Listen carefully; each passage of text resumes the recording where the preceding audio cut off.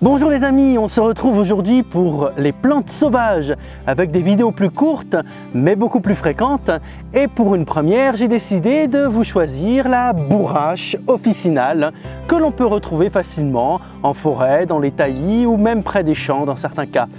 C'est une plante vraiment très originale et il était important pour moi de pouvoir vous la présenter et vous dévoiler un petit peu tous les secrets qu'on pouvait trouver sur cette plante. Comment reconnaître la bourrache lorsque vous en croisez?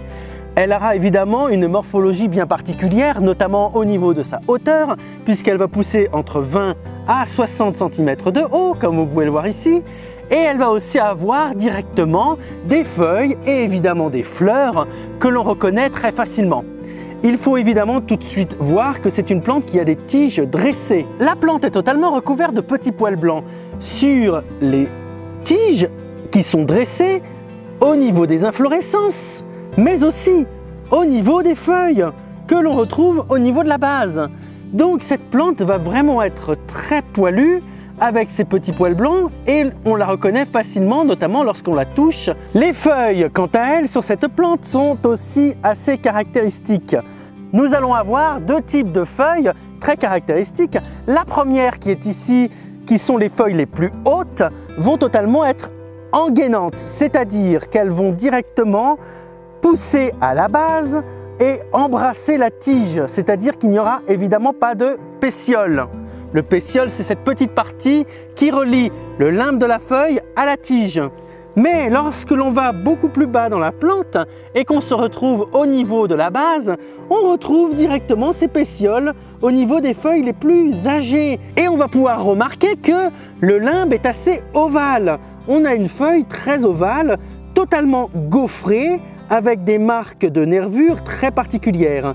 Lorsqu'on froisse évidemment cette feuille, on se rend compte aussi qu'elle est totalement rugueuse. Les feuilles restent assez charnues et d'un vert mat, facilement reconnaissable aussi.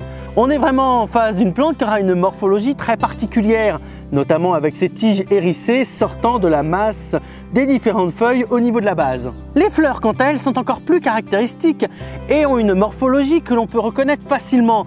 Elles fleurissent bleues, en forme de petite étoile, comme on peut le voir ici. Le pédoncule, qui est cette partie reliant la fleur en elle-même à sa tige, est lui aussi totalement recouvert de petits poils blancs, mais c'est surtout sa couleur d'un bleu indigo intense qui vont nous aider à la reconnaître facilement, avec des pétales qui sont par 5, des sépales elles aussi vertes regroupées par 5, mais également les différents petites étamines regroupées au milieu et qui poussent les unes par rapport aux autres, formant un cône saillant. On peut tout à fait aussi trouver des fleurs roses lorsqu'elles sont beaucoup plus jeunes et elles vont en fin de compte avec le temps changer de couleur pour devenir comme leurs voisines beaucoup plus âgées, bleu intense. Mais cela dépend énormément des individus et certaines bourraches auront des fleurs bleues intenses tout de suite sans passer par ce stade rose plus pâle. Donc les fleurs sont assez faciles à reconnaître et vous avez la chance qu'elles sont toutes au sommet de la plante pour permettre tout simplement aux insectes pollinisateurs de directement visiter ces fleurs. La racine de cette plante, quant à elle, est très puissante, assez développée et va assez profondément dans le sol. L'histoire de la bourrache est aussi très particulière puisqu'elle va refléter parfaitement l'utilisation que l'on a pu en faire à travers les siècles, notamment en Europe mais aussi en Afrique du Nord. Car en effet, cette plante est originaire directement d'Europe méridionale, du nord de l'Afrique, mais aussi des différentes parties d'Europe centrale. Et lorsqu'on étudie un peu cette plante, on se rend compte que l'une de ses premières descriptions va être directement donnée par les Arabes qui l'appelaient Sabou Raj, que l'on peut traduire facilement par père de la sueur, et qui font directement référence à l'une de ses propriétés sudorifiques. On utilisait donc cette plante autrefois pour combattre la fièvre et ainsi calmer ce mal par la sudation. Mais son nom actuel nous vient directement du XIIIe siècle et dérive du latin bura, qui voulait tout simplement dire étoffe grossière de laine, faisant directement référence à ses feuilles qui en effet sont assez rugueuses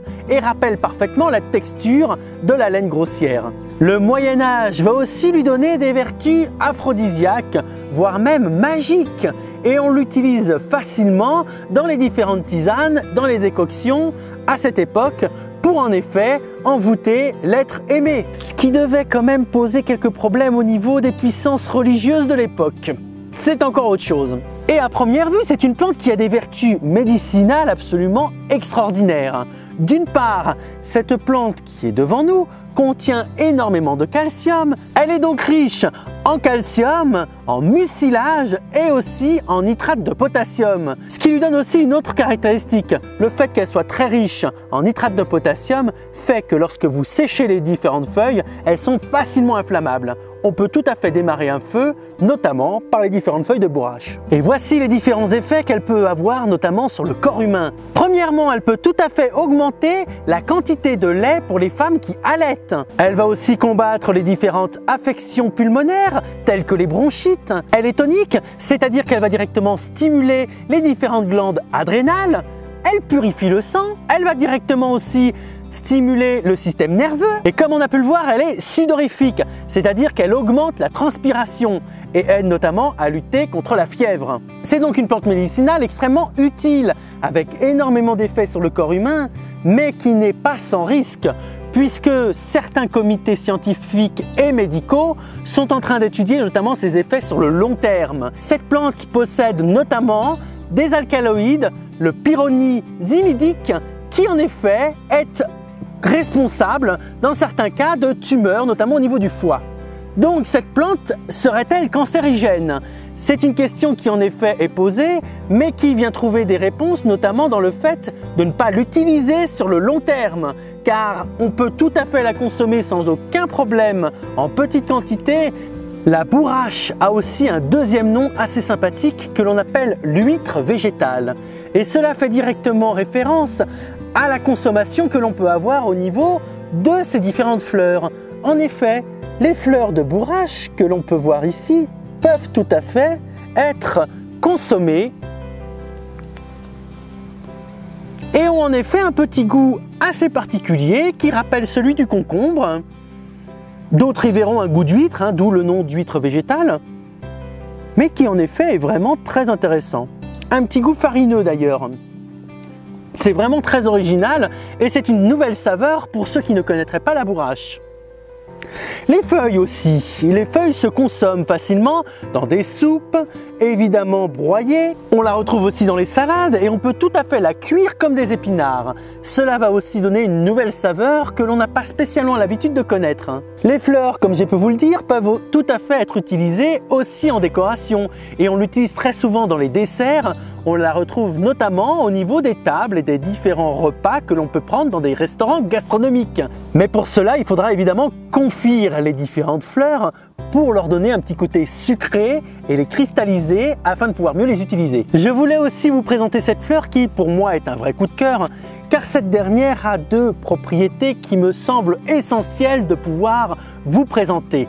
La première est que cette plante est mellifère, c'est-à-dire qu'elle va évidemment attirer énormément d'abeilles sur les différentes fleurs qu'elle pourra proposer au niveau de cette plante.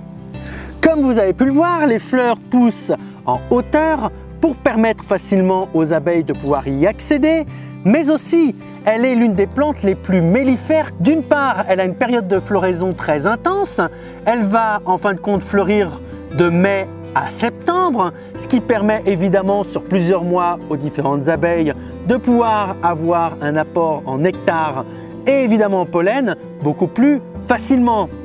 Et d'autre part, c'est une plante qui en effet va produire beaucoup de nectar et de pollen sur sa période de floraison.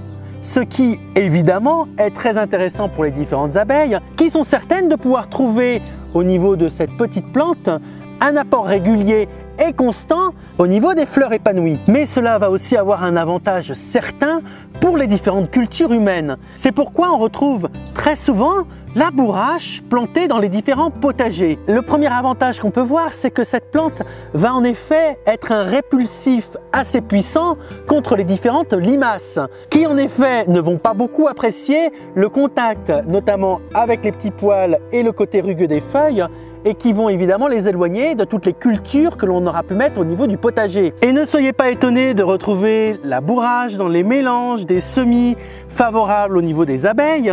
On a pu le voir, c'est une plante mellifère, mais c'est aussi une plante qu'on va évidemment semer directement dans les plates-bandes pour tout simplement attirer différents types d'abeilles et de pollinisateurs. Et réussir à avoir des abeilles dans son potager est un avantage totalement considérable. Car en effet, les différentes fleurs des plantes potagères vont ainsi être fécondées plus facilement, plus rapidement et avoir une récolte au niveau des différents fruits qui sera évidemment plus prospère et rapide. Ainsi, les fleurs de bourrache vont attirer les abeilles qui vont s'aventurer notamment sur ces différentes fleurs de plantes potagères et les féconder. Au jardin, il faut savoir que la bourrache est une plante qui est annuelle. Cette plante a en fin de compte un cycle végétatif de 12 mois, ce qui inclut qu'il va falloir que vous fassiez une culture par semis.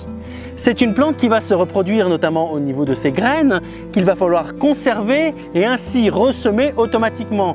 Car comme son cycle est de 12 mois, cette plante va totalement disparaître, notamment au début du printemps, juste après l'hiver. Cette plante, même si elle est assez passe-partout, c'est-à-dire qu'elle va pouvoir pousser autant dans la mi-ombre que dans le soleil, et qu'elle pourra tout à fait pousser sur des sols sableux, limoneux et argileux.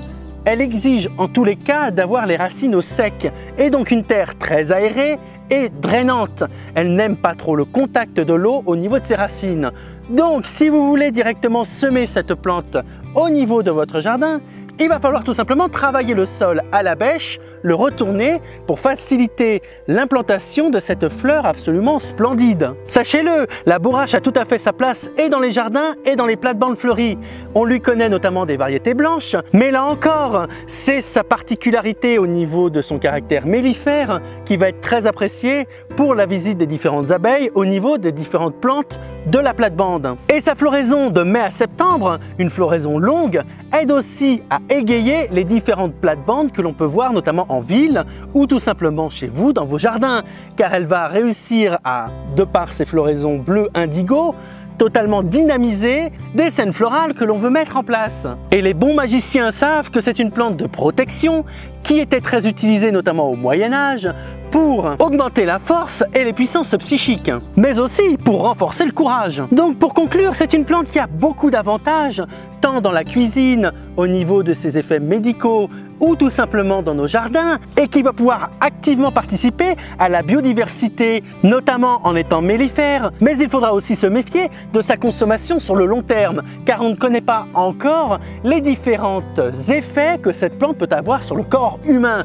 Comme tout dans la vie, il faudra l'utiliser avec parcimonie et évidemment en ayant toujours le conseil d'un professionnel de santé pour vous aider à comprendre quelles sont les interactions de cette plante et de ces différentes molécules avec le corps humain. Mais l'on peut parfaitement consommer ces différentes fleurs sans aucun souci. Elles sont en effet très intéressantes, notamment à utiliser parcimonieusement dans les plats et évidemment dans nos jardins où elles vont aider, de par la relation assez intime qu'elle a avec les abeilles, toutes les plantes à fleurs pour leur permettre de faire des fruits plus rapidement. Donc nous aurions tort de nous priver de ce bienfait au niveau du jardin et ainsi mettre de côté la bourrache pour tout simplement ses effets médicaux. Sa culture est assez facile, elle a énormément d'atouts à apporter au niveau des jardins. Donc n'hésitez plus, plantez librement des bourraches sur vos balcons ou dans vos jardins et évidemment dans les potagers. Ces derniers ne seront plus que reconnaissants face aux bienfaits, à l'ornement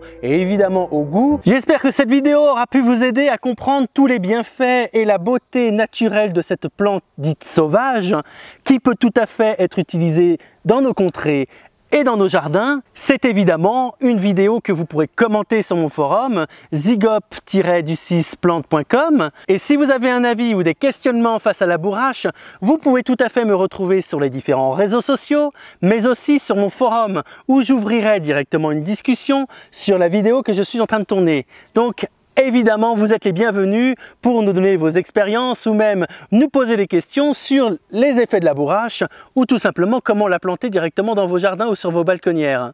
Et je vous invite à toujours rester très attentif au niveau des différentes plantes sauvages qui sont autour de vous. Elles ont des intérêts et vous pouvez tout à fait faire des découvertes surprenantes sur ces dernières. Moi, je vous dis à très bientôt pour une nouvelle vidéo et je vous embrasse tous. À très bientôt les amis. Au revoir.